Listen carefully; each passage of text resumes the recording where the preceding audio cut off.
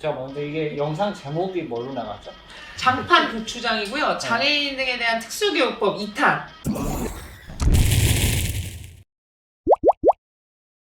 장애인에 대한 특수교육법의 두 번째 파트에는 좀 우리 함께 또 활동하고 있는 현장의 다양한 이야기를 들어보기 위해서 또 이렇게 함께 하시는 선생님들을 모시고 얘기를 들어보려고 하는데요. 작년에 2020년도에 사실 코로나19로 인해서 반년 정도는 3월 달부터는 대부분 이제 뭔가 학교가 일상이 진행되지 못했거나 하면서 6월부터 이제 좀 뭔가를 추려서 하는 상황이 됐잖아요. 네. 지난 1년 동안 워낙 코로나19 때문에 학교 현장이 많이 변했어요. 그 핵심 변화 사항은 당연히 온라인 원격 수업으로의 전환인데 시각장애를 가지고 있다 보니까 저 자신도 굉장히 그 환경에 적응하는 데 좀 애를 먹었고 중증 신경성을 가지고 있어서 그래서 화면 낭독 프로그램을 통해서 거의 모든 수업을 따라가고 있었어요. 근데 이제 작년에 아무래도 원격으로 진행을 하다 보니까 줌 같은 플랫폼의 접근이 굉장히 어려웠고 코로나 시대에 핫한 방과후 부장을 맡아서 긴급 돌봄이라든가 이런 것들을 정말 온몸으로 껴안고 살았던 것 같아요. 중앙대학교 같은 경우에는 재택 강의가 있었어요. 저희가 분명히 자막 요구에 대한 이제 학생들의 목소리가 있었고 학교 측에서는 장애 학생을 보조해주는 장애 학생 지원센터의 이제 일이다. 장애 학생 지원센터가 모든 걸 할 수 있다라고 얘기를 하는 거예요. 근데 장애 학생 지원센터에 투입된 인력은 고작 2명이거든요. 그래서 이제 자막 그 대본을 다 받고 싱크를 맞추는 업체에다 넘기고 다시 학생들한테 제공하는 그 과정, 그 3번의 과정을 다 장애학생 지원센터에서 해줘야 되는 거예요. 이게 계속 보니까 밀려서 결국에는 약간 의미가 없는 이런 시스템이 돼버려서 연세대, 한양대 등 물어보니까 한양대도 똑같은 상황인 것 같더라고요. 그래서 작년 5월에 이제 전장년과 함께 시청각 베리어 프리 관련해서 기자회견을 열었어요. 그랬더니 아무래도 좀 어느 정도 효과가 있었는지 학생지원국장님하고 간담회를 가졌었고, 그리고 자막 도입 같은 경우도 2학기에 결국에는 이제 학사팀에서도 일원화해서 다 같이 모든 부서에서 협력하도록 좀 어느 정도 방안이 많이 좋아졌었던 것 같아요. 김원영 쌤도. 이제 줌을 드디어 말로만 듣던 줌을 이제 사용을 하게 된 거예요. 학생의 입장이 아니라 교사의 입장으로. 다행히 저는 이제 제가 하고 있는 노조 활동 덕분에 그 전에 줌 회의를 많이 해봤었어요. 그래서 이 줌만큼 내 자신이 있다. 그래서 이제 드디어 줌 수업을 하는 날이 되었는데 학생들은 한 명 한 명 이름을 부르면서 출석 체크도 잘했고 영상도 다 쫙 틀어주고 아무 문제 없이 끝났어요. 네. 첫 번째 줌 수업이 예상대로 모든 게 다 예상대로 굴러갔어요. 그래서 역시 이렇게 많이 해봤기 때문에 훌륭하게 잘 맞췄구나 스스로 생각을 했는데 이야기가 나올 것 같아서 자꾸 끝나고 나서 보니까 뭔가 허전한 거예요. 뭐가 빠진 느낌이 자꾸만 드는 거예요. 큰 게요. 큰 게. 예, 큰 게요. 큰 게 뭔가 빠진 느낌이 드는 거예요. 생각을 해보니까 수업을 했는데 학생들의 목소리를 하나도 못 들은 거예요. 제가 한 몇십 분 동안 떠들기는 했는데 끝나고 나서 보니까 학생들이 앞에 있었던 게 맞나? 그동안의 수업은 말하자면 쌍방향 수업이 가능했던 건데 줌 수업을 하니까 그게 전혀 없이 자 오늘 여기까지 수업할게요 라는 말이 끝나기 전에 이제 나가기 시작하는 거야. 누구님이 나갔습니다 이렇게 쭉 음성 메시지로만 수업 시간에 전혀 호흡할 수 없는 상황들이 그렇죠. 발생하죠. 수업 시간에 전혀 서로 대화할 수 하지 않았고 줌 수업이 자칫 잘못하면 진짜 어떤 알맹이 없는 또 저 자신이 가지고 있는 시각장애를 자꾸만 느끼게 만드는 그래서 실로 오랜만에 그 수업이란 무엇인가 네, 고민을 하게 됐던 그런 기억이 있습니다. 학교에 오면 교육이 된다. 그런데 코로나 시기를 거치면서 학교에 오면 교육이 된다는 것도 큰 의미가 있는 말이라는 걸 우리가 알았어요. 학교라는 존재 자체가 아이들이 와서 공동체를 경험하는 어떻게 보면 유일한 공간이죠. 공간이구나. 사회이고요. 그걸 좀 절실하게 느꼈는데 그 반면에 또한 뭐냐면 이번 코로나 시대에 교사들한테는 수업이 뭔가에 대한 고민을 엄청나게 하게 한 시간들이에요. 줌이든 뭐 영상을 올리든 링크를 하든 어떤 교사들은 무지하게 노력했어요. 실제 수업하는 것보다 더 힘들게. 분명히 거기서 부모도 그렇지만 교사도 교육이 부재하다고 느끼고 있어요. 그거의 핵심이 뭐냐면 금방 말씀하시던 아이들이 있었나? 라는 지점인데 장애아동을 대상으로 하는 특수교육은 만남을 중심으로 만날 수 있는 환경에 대한 환경이 만들어지지 않을 때 교육은 정말 어렵구나라는 것과 그 다음에 말씀드렸듯이 교육은 단지 그냥 만나면 되는 게 아니라는 걸 분명히 했으면 좋겠어요. 온라인 오프라인의 모든 교육에서는 많은 준비들이 필요하는 네, 건 네. 당연하고 네. 오프라인으로 교육하기 위해서는 이 코로나19에 따른 여러 가지 대응책이 필요하다는 걸 네, 말씀해 네, 주셨다고 네, 생각하면 네, 되죠? 네, 네네. 네. 그렇죠. 그러니까 네, 네. 교육 환경과 더불어 단지 아이들이 만나면 된다. 그거는 지금 계속 주장되고 있는 약간의 돌봄의 수준들이 있잖아요. 근데 그 돌봄이 교육이 되어버리는 상황, 특수교육에서 그런 상황은 앞으로 저는 조금 경계해야 되고 우려해야 되는 지점이다. 그러기 위해서는 그 교육의 접점들, 교사의 교육과정과 학생의 학습과정이 만나는 접점들을 온라인이든 등교든 같이 고민하는 이러한 시간들이 많은 논의가 이루어졌으면 하는 바람이에요. 통합교육이 어쨌든 수십 년간의 어떤 특수교육의 화두이잖아요. 네. 통합이라는 것도 결국은 아주 그 근본으로 들어가서는 관계 맺음이거든요. 장애를 가진 사람과 장애가 없는 사람과의 관계가 어떻게 형성이 되느냐, 위계적으로 형성되느냐, 서비스 제공자와 서비스 수혜자로 형성이 되느냐, 아니면 정말 동등하고 대등한 관계로서 그냥 같이 이렇게 형제처럼 친구처럼 대화할 수 있는 관계를 형성되는, 이거는 굉장히 큰 차이가 있거든요.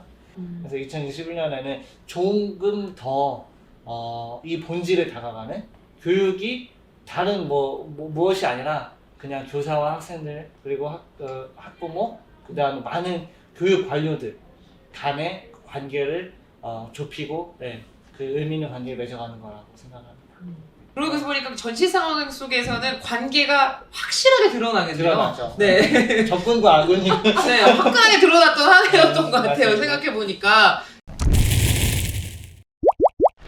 이 사안들을 사실 우리가 또 관통하는 법이 이 장애에 대한 특수교육법, 장특법이라고 불리워지는 법이잖아요. 그 뭐 장애 대학생 당사자분들에겐 또 고등교육법이 엮여 있을 수도 있고 이러한 법안 자체를 또 아예 빼고 얘기할 수는 없을 것 같은데요. 고등학교 때 시험 시간 연장에 대한 건으로 학교 측과 갈등이 좀 있었어요. 제가 글자를 못 보는 저시력이었는데 시험 시간에 1.5회만 저시력이기 때문에 줘야 된다라는 이제 원칙적인 룰을 세우고 학교 측에서 접근을 했고 전혀 보이지 않는 전맹 시각장애인들과 똑같이 듣고 풀어야 되는 사람인데 이 부분에 대해서 이게 어떻게 보면 너무 정형화된 그 칼날로만 재려고 했던 것이죠, 학교가.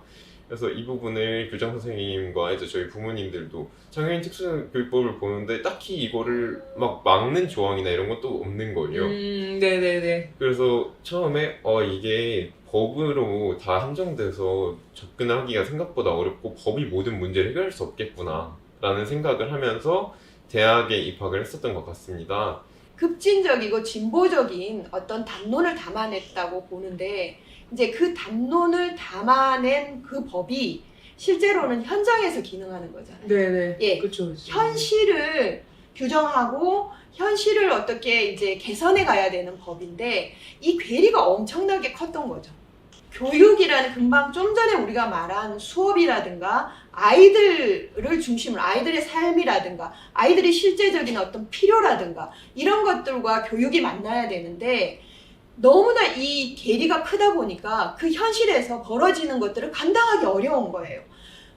그래서 그것들을 형식적으로 행정적으로 막아내는데 열중할 수밖에 없는 상황이 벌어진 거죠.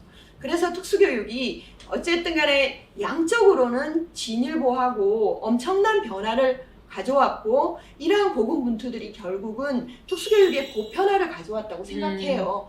그런데 이러한 양적인 성장이 어떤 질적인 삶에 대한 네네. 아이들과 우리 교사들, 학부모 이런 교육의 주체들의 질적인 삶을 일상을 실제 그렇죠. 변화했는가라고 했을 때요. 삶을 담보해낼 수 있었는가라고 봤을 때는 전혀 아니었다는 거죠. 예, 그거는 이제 대표적으로 장특법의 문제를 특수교사 입장에서는 통합교육의 부재라고 봐요. 그냥 다 함께 사는 것 같아요. 다 함께 사는 것 같은데 유리벽이 있는 거죠. 완전한 분리가 교묘하게 수행되고 네네. 있으면서 드러나지 않는 거예요. 그게 이제 대표적으로 저는 특수학교와 특수학급으로 네네. 교육은 이분화되어 있다. 사실은 통합교육은 없고요. 실제로는 특수교육은 통합교육을 만들어가는 지원적 역할이어야 된다는 거죠. 그러니까 통합교육은 없고 특수학급과 특수학교를 통해서 통합교육이 실현되고 있다고 얘기를 하고 있는 거예요. 이렇게 눈에 보이지 않게 분리교육이 조장되고 있는 부분을 인정하고 그러한 것들을 깨고 통합으로 나아갈 수 있는 방향이 어떤 것인지 정책적으로 제도적으로 만들어낼 수 있도록 법이 견인해 가야 된다라고 생각을 합니다. 예. 그 지난번에 또 이게 장특법 관련해서 그 통합교육과 부모연대에서 부모회에서 같이 말씀해주신 내용이랑 또 이렇게 이어져 있는 것 같아서 혹시 더 궁금하신 분들은 10화가 아니군요. 6화 맞나요? 네, 6화를 봐주시면 된다고. 이 법이 굉장히 많은 걸 규정하고 있는 것 같지만 실제로는 특수교사와 특수학생, 장애인 특수교육 대상자라고 하죠. 그 둘의 관계만을 규정하고 있는 거예요. 그 중에서도 장애인 학생들만 초점을 맞춰서 어떤 지원을 받아야 된다. 근데 그 지원을 받으려면 누군가 지원을 해줘야 될 거 아니에요. 네네. 그럼 그 특수교사는 뭘 해야 되고 또 일반 학교 교사는 뭘 해야 되고 이런 내용은 전혀 없어요. 그러니까 지원을 받을 권리는 명시하고 있지만 그걸 실제적으로 그 주체적으로 해야 되는 그 주체에 대한 규정은 또 없단 말이죠. 그러니까 이 법은 공허한 거예요.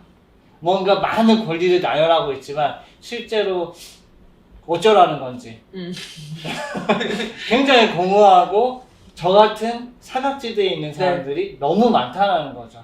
학교의 특수학급이 굉장히 고립되어 있는 것처럼 이 법도 큰 법체계 내에서 아주 고립되어 있는 법이에요. 네.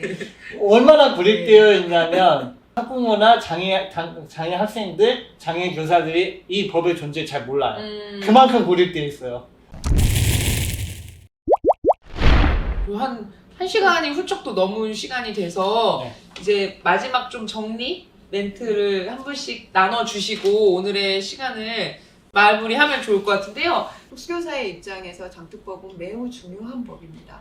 그런데 그러니까 이 안에 모든 걸 담으려고 하면 결국은 세상과의 접점이 없는 거죠. 특수학교에 특수학급에 모두 몰아넣어서 거기서 다 수용하려고 하면 결국은 세상과의 접점이 없는 거예요. 그런 점을 확장하는 측면에서 장특법만이 아니라 그러니까 다른 일반법에 대한 많은 관심과 그 법들의 특수교육이라든가 장애인에 대한 어떤 규정들을 만들어내는데 좀 더 우리 이제 그 활동가라든가 이런 사람들이 더 관심 가져야 된다고 생각을 합니다. 특별지원위원회 네네. 장애 학생들이 참여를 꼭 할 수 있었으면 좋겠어요. 장애 학생들이 참관뿐만 아니라 의견 개진이 가능했으면 좋겠다는 의미입니다. 네네. 그리고 정원외 입학에 대한 부분이 있어요.